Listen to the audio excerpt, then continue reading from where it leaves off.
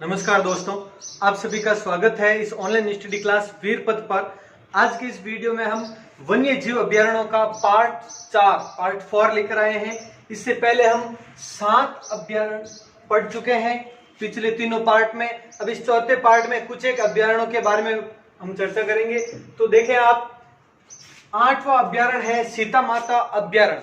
इस चौथे पार्ट में हम 4-5 अभ्यारण्यों के बारे में ये पढ़ लेंगे हम। तो देखते हैं अब सीता माता अभ्यारण्य के बारे में। सबसे पहले तो इसकी स्थापना। तो सीता माता अभ्यारण्य की स्थापना 1979 में इसकी स्थापना की गई। अब इसका क्षेत्रफल कि इसका सीता माता अभ्यारण्य का क्षेत्रफल 422.94 वर्ग किलोमीटर, 422.94 वर्ग किलोमीटर इसका क्षेत्रफल है। तो ये हो गया दोनों पॉइंट। उसके बाद में यहाँ पर क्या क्या फेमस है, बहुत ही प्रसिद्ध अभ्यारण्य है सीता माता अभ्यारण्य। तो इसके बारे में आप देखें, एक ये कहां पर है इसके बारे में देखो। पहले ये प्रतापगढ़, चित्तौड़गढ़ और उदयपुर तीनों जिलों में विस्तृत है। आप अलग अलग गाइड में अलग अलग देखोगे, कई जगह पर सिर्फ प्रतापगढ़ लिखा होगा, कहीं पर प्रतापगढ़ और चित्तौड़गढ़, और एक में तो चित्तौड़गढ़ और उदयपुर। और जैसा कि ये ऑफिशियल है वहां पर एक जगह पर चित्तौड़गढ़ उदयपुर भी मिलता है, लेकिन प्रतापगढ़ में भी ये है। ध्यान रखना, ये कंफर्म है कि प्रतापगढ़ में भी है। तो ये तीनों जिले आपको याद रखना है इसके लिए, प्रतापगढ़, चित्तौड़गढ़, उदयपुर, तीनों जिलों में ये विस्तृत है सीता माता अभ्यारण्य। अब ये किसके लिए प्रसिद्ध है, क्या है, इसके बारे में देखो। एक तो चित्तल की मातृभूमि है ये, चित्तल की मातृभूमि चित्तल के लिए बहुत प्रसिद्ध है ये। इसके अलावा ये किसके लिए प्रसिद्ध है, तो वो देखो उड़न गिलहरी। उड़न गिलहरियों का स्वर्ग कहते हैं इसको। और उड़न गिलहरियों के लिए प्रसिद्ध अभ्यारण्य कौन सा है, सीता माता अभ्यारण्य ही है। ये बहुत प्रसिद्ध है उड़न गिलहरियों वाला पॉइंट, ये ध्यान रखना आप, उड़न गिलहरियों का स्वर्ग। और ये फ्लाइंग स्क्वारल सिर्फ और सिर्फ यहीं पर पाई जाती है, यानी उड़न गिलहरियां है वो यहीं पर पाई जाती है। इससे संबंधित और देखो, इसे यहाँ पर स्थानीय भाषा में आंसोवा भी कहते हैं। ये इसी का नाम है, उड़न गिलहरियों का ही नाम है। ये काफी बार पूछा गया है, इसके लिए इसकी थोड़ी और डिटेल बता देता हूं आपको। और इसका वैज्ञानिक नाम है वो टेरोमाइनी है। ध्यान रखना, इसका वैज्ञानिक नाम टेरोमाइनी है। और कई बार इसे पेंटोरिस्टाइनी भी कहा जाता है, पेंटोरिस्टाइनी। ये भी इसी से संबंधित है, उड़न गिलहरियों से संबंधित वैज्ञानिक नाम। क्योंकि आप अलग अलग जगह पर ये दोनों देखो, लेकिन दोनों सही है, वैज्ञानिक नाम है ये दोनों सही है उड़न गिलहरियों से संबंधित। तो और इसे स्थानीय भाषा में आंसोवा भी कहते हैं उड़न गिलहरी के लिए। और क्या है वो देखो आप, ये चित्तल हो गया, उड़न गिलहरी हो गई। इसके अलावा यहां पर एक चौसिंगा हिरण,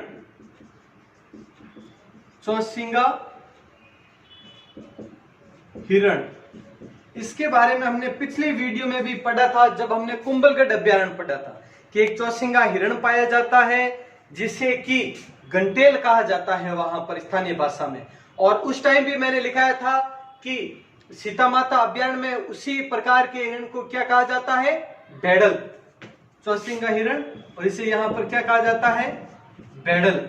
और इसी को कुंभलगढ़ में घंटेल कहा जाता है, ये मैं लिखवा चुका हूं पिछले वीडियो में। तो एक प्रकार का विशेष हिरण है, एंटीलोप प्रजाति का हिरण है, एक एंटीलोप प्रजाति का दुर्लभ हिरण। ये हो गया चौसिंगा हिरण के बारे में। और यहां पर क्या प्रसिद्ध है वो देखो आप। इसके अलावा एक यहां पर पेंगोलिन, इसी अभ्यारण्य में पेंगोलिन भी काफी प्रसिद्ध है। ये है क्या, वो देखो, ये एक यहां पर इस अभ्यारण्य में पाया जाने वाला रात्रिचर जीव है। रात्रिचर जीव है जिसे स्थानीय भाषा में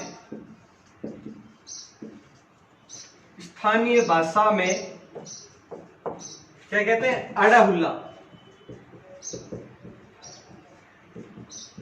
आड़ाहुल्ला भी कहते हैं। तो ये चित्तल, उड़न गिलहरी, चौसिंगा हिरण जिसे बैडल कहा जाता है, और पेंगोलिन जिसे आड़ाहुल्ला भी कहा जाता है। और यहां पर एक आर्किड नामक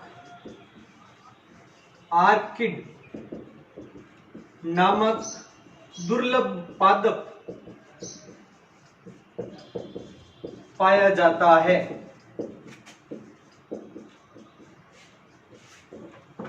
ध्यान रखना, आर्किड एक पादप का नाम है, दुर्लभ पादप है, जो यहीं पर सीता माता अभ्यारण्य में ही पाया जाता है।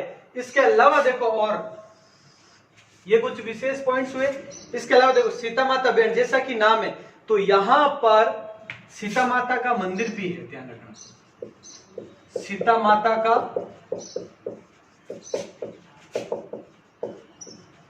मंदिर। तो अब देखो, इस सीता माता का मंदिर, और यहीं पर लव कुश के साथ में सीता माता ने भी अपने वनवास का, जो बाद में 14 वर्ष के बाद में जो अलग सीता माता का वनवास था, लव कुश के साथ में जो बिताया था, उसका सब कुछ समय यहाँ पर भी सीता माता अभ्यारण्य में भी बिताया था। इसके अलावा देखो, और इसी सीता माता अभ्यारण्य में ज्येष्ठ अमावस्या को, यानी जेठ महीने, तो ज्येष्ठ अमावस्या को मेला लगता है। ज्येष्ठ अमावस्या को मेला लगता है इसी जगह पर, इसी अभ्यारण्य में, सीता माता का मेला, सीता माता मंदिर में, और जो यहीं पर स्थित है। और इस अभ्यारण्य के बारे में क्या प्रसिद्ध है, वो देखो, सर्वाधिक जैव विविधता वाला, सर्वाधिक जैव विविधता वाला अभ्यारण्य। सबसे ज्यादा विभिन्न प्रकार की वनस्पतियां हैं, ये जैविक उत्पाद है, वो सबसे ज्यादा यहीं पर इसी अभ्यारण्य में पाए जाते हैं। ऐसे औषधीय पादपों के लिए दो अभ्यारण्य ज्यादा प्रसिद्ध है, एक तो सीता माता अभ्यारण्य और दूसरा माउंट आबू अभ्यारण्य, जिसे कि इको सेंसिटिव जोन घोषित कर दिया गया था, जो पिछले वीडियो में हमने पढ़ा था। और एक सीता माता अभ्यारण्य है जो कि दुर्लभ औषधियों वाला अभ्यारण्य है। बहुत सारी दुर्लभ औषधियां यहां पर पाई जाती है। इसके अलावा ये एकमात्र सागवान वनों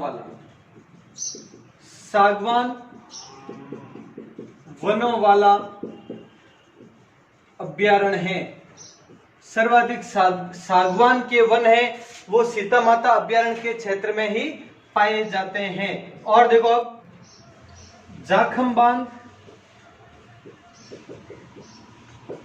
सुना होगा, जाखम बांध के बारे में। जाखम बांध जाखम नदी पर 81 मीटर ऊंचा बांध प्रतापगढ़ में है, वो इसी के किनारे है, इसी अभ्यारण्य के निकट है। और यहां पर जाखम बांध है, इसका मतलब जाखम नदी यहीं से गुजरती है। जाखम बांध यहीं स्थित है, इसका मतलब जाखम नदी भी इसी के पास से गुजरती है, क्योंकि ये जाखम नदी पर स्थित है ये बांध। तो जाखम नदी है, सीता माता एक स्थानीय छोटी सी नदी है, उसका नाम भी है। और टांकियो और बूदो, नालेश्वर आदि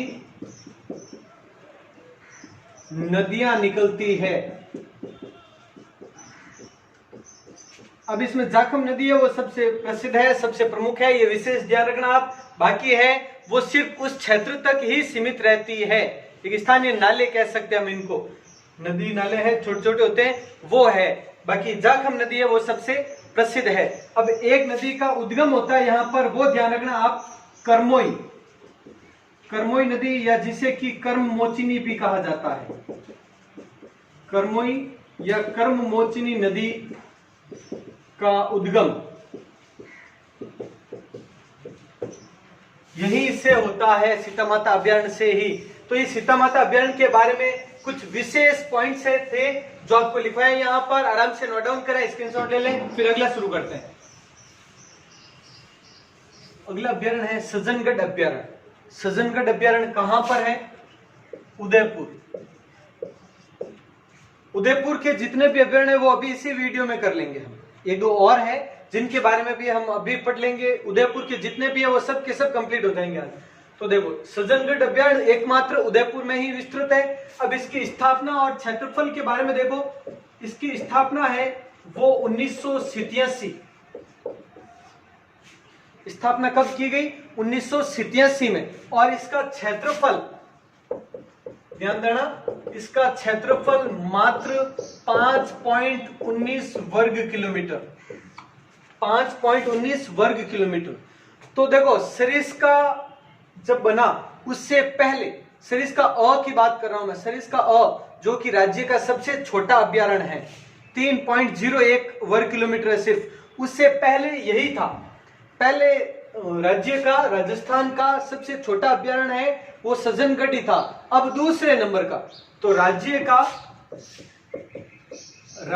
का दूसरा सबसे छोटा अभ्यारण्य,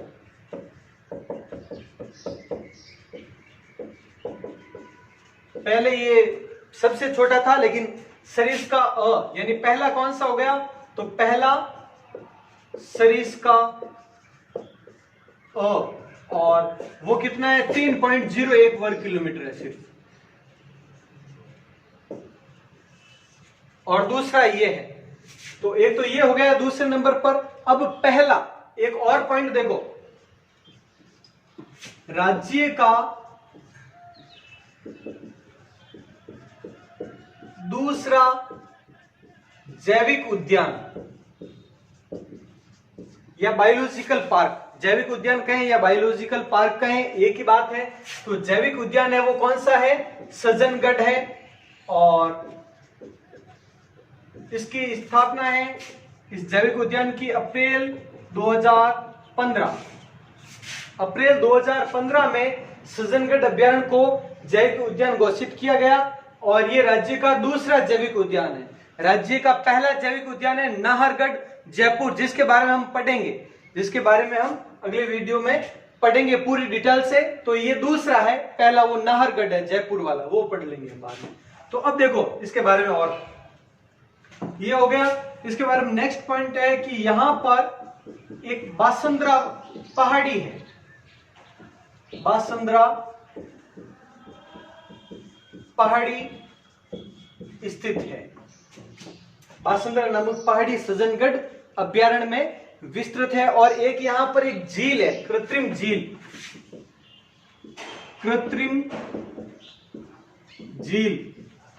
और जिसका नाम है जियान सागर स्थित।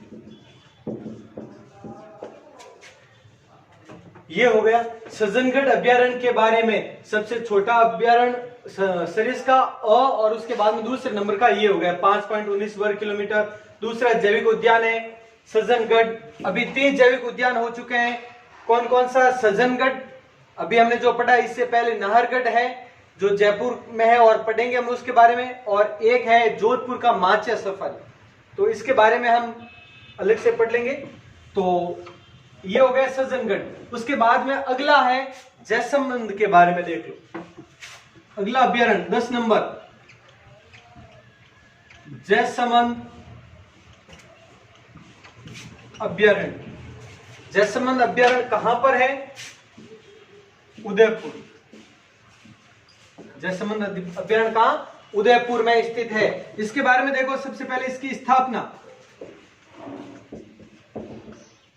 1955 में इसकी स्थापना। इसका क्षेत्रफल 52.34 वर्ग किलोमीटर, 52.34 वर्ग किलोमीटर। अब इसके बारे में क्या क्या प्रसिद्ध है तो वो देख लो आप। ये एक तो बगेरों के लिए प्रसिद्ध है, बगेरों के लिए प्रसिद्ध है। इसके अलावा यहां पर जैसा कि जैसमंद नाम है तो जैसमंद अभयारण्य भी है और जैसमंद झील भी है। जैसमंद मीठे पानी की सबसे बड़ी झील, इसके बारे में हम पूरी डिटेल से पढ़ चुके हैं। जैसमंद झील स्थित है और उसी झील के पास में जैसमंद अभयारण्य है। और जब झील पड़ी थी उस टाइम भी एक बताया था आपको, जलचरों की बस्ती, जलचरों की बस्ती इसे ही कहा जाता है।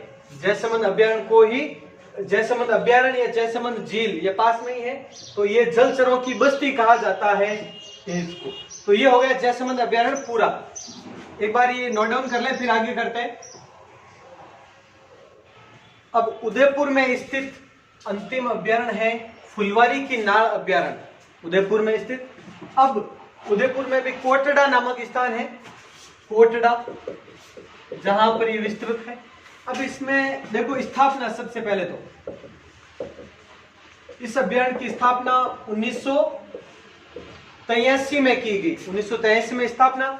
और इसका क्षेत्रफल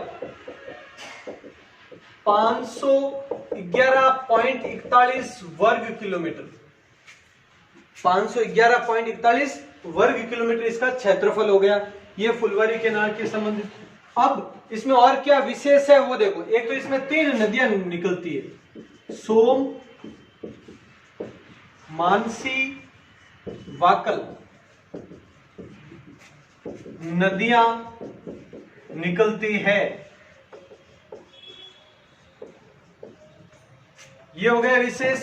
इसके अलावा यहां देश का प्रथम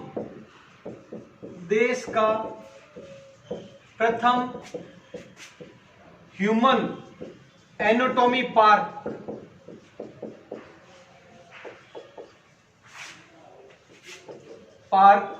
विकसित है। देश का प्रथम ह्यूमन एनाटॉमी पार्क स्थित है। इसके अलावा यहां पर एक बांध है, मेहदी बांध, मेहदी बांध स्थित है इसी फुलवारी की नाड़ अभयारण्य में।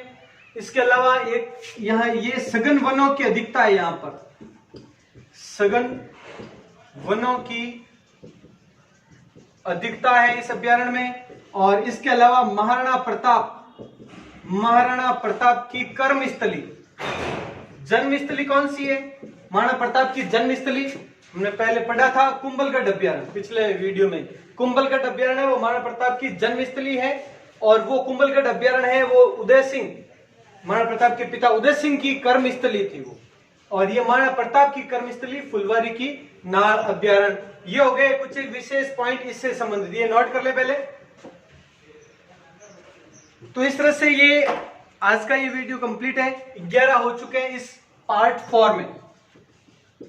और अब अगले पार्ट 5 में हम 4-5 और अभयारण्यों के बारे में करेंगे।